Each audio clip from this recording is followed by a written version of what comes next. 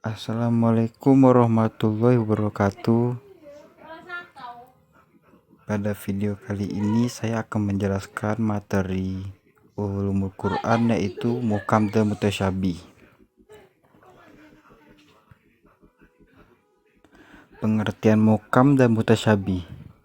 Menurut etimologi, muhkam artinya suatu ungkapan yang maksud makna lahirnya tidak mungkin diganti atau diubah. Adapun mutasyabih adalah ungkapan yang maksud makna lahirnya samar. Menurut istilah, para ulama berbeda-beda dalam memberikan pengertian muhkam dan mutasyabih, yakni sebagai berikut.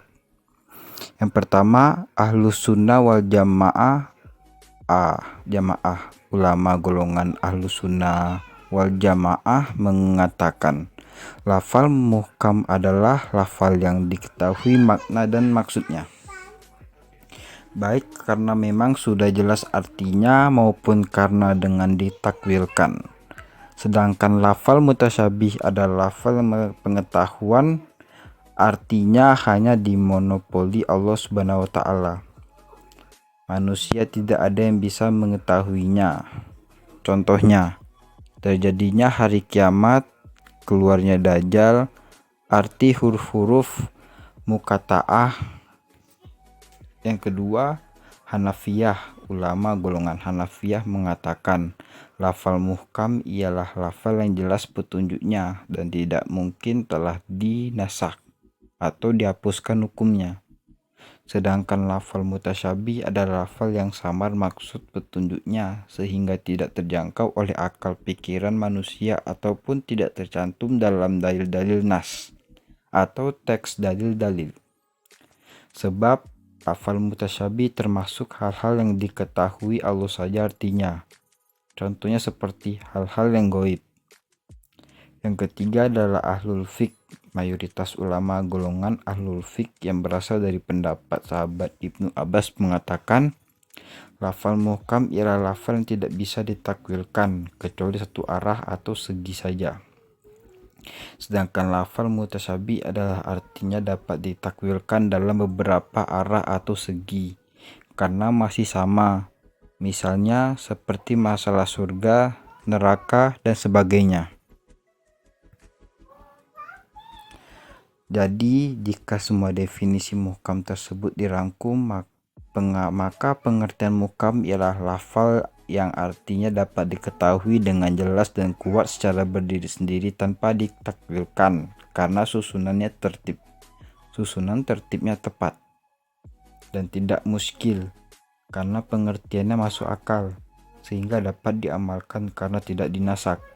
Sedangkan pengertian mutasyabih ialah lafal Al-Quran yang artinya samar sehingga tidak dapat dijangkau oleh akal manusia karena bisa ditakwilkan macam-macam sehingga tidak dapat berdiri sendiri karena susunan tertibnya kurang tepat sehingga menimbulkan kesulitan. Selanjutnya yaitu sikap ulama tentang ayat muhkam dan mutasyabih. Sikap para ulama tentang ayat-ayat mutasyabih terbagi dalam dua kelompok, yaitu mazhab salaf, yaitu para ulama yang mempercayai dan mengimani ayat-ayat mutasyabih dan menyerahkan sepenuhnya kepada Allah sendiri, tafwidilillah.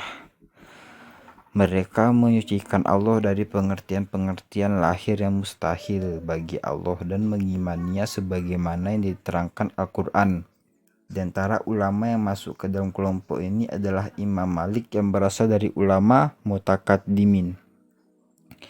Yang kedua adalah mazhab khalaf, yaitu para ulama yang berpendapat perlunya mentakwilkan ayat-ayat mutasyabih yang menyangkut sifat Allah sehingga melahirkan arti yang sesuai dengan keluhuran Allah.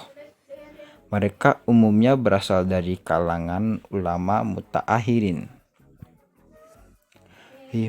Hikmah dari ayat muhkam dan mutasyabih.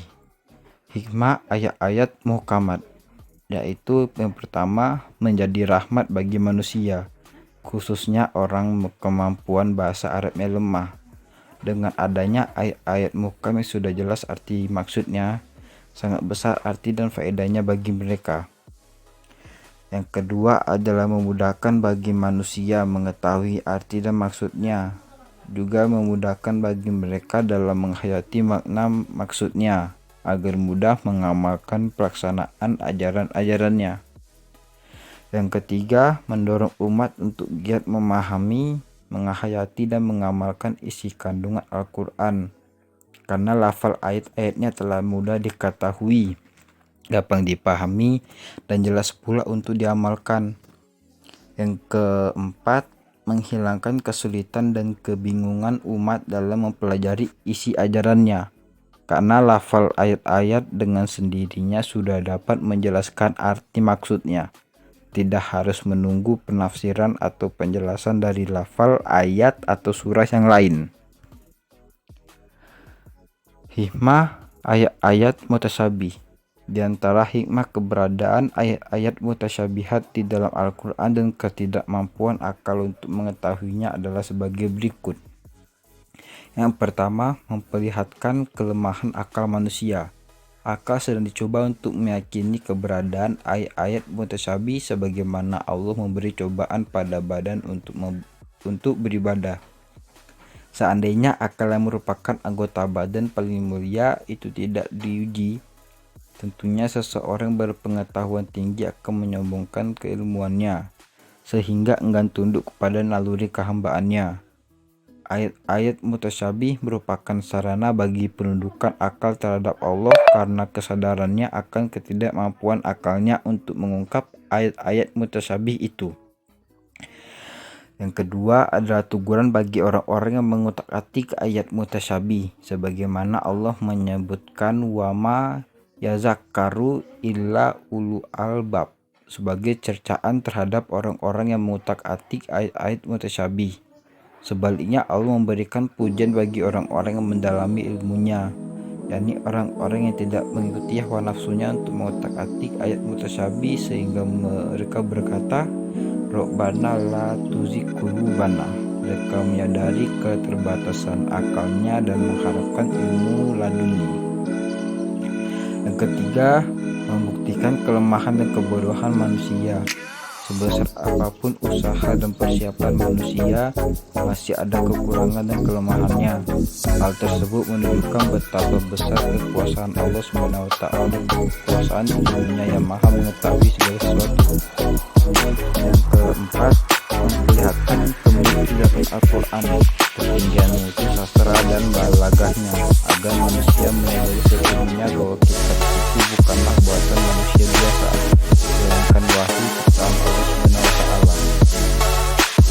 Yang kelima, mendorong kegiatan mempelajari disiplin ilmu pengetahuan yang bermacam-macam. Contoh-contoh ayat muhkam mutasyabi. Surat Hud ayat 1, yaitu yang berbunyi Alif Lam Ro, kitabun ukimat aituhu summa fusilat min ladun hakimin khabir. Artinya Alif Lam Ro, inilah suatu kitab yang ayat-ayatnya disusun dengan rapi serta dijelaskan secara terperinci, yang diturunkan dari sisi zat yang maha bijaksana lagi maha tahu. Yang kedua adalah surat Yunus ayat 1 yang berbunyi Alif Lam Ro tilka ayatul kitabil hakim. Artinya Alif Lam Ro, inilah ayat-ayat Al-Quran yang mengandung suci. Yang ketiga adalah surat Toha ayat 82 yang berbunyi wa inni lagaffarul liman taba wa amana wa amila sholihan summa ihtada. Artinya, dan sungguh aku maha pengampun bagi yang bertobat, beriman dan berbuat kebajikan, kemudian tetap dalam petunjuk. Yang keempat adalah surat Al-Ikhlas ayat 4, walam yakul lahu kufuwan ahad, yang artinya dan tidak ada sesuatu yang setara dengan dia. Yang kelima adalah surat Asy-Syura ayat 11 yang berbunyi laisa kamislihi syai'u wa huwas samiul basir, yang artinya tidak ada sesuatu pun yang serupa dengan Dia, dan Dia yang Maha mendengar, Maha melihat.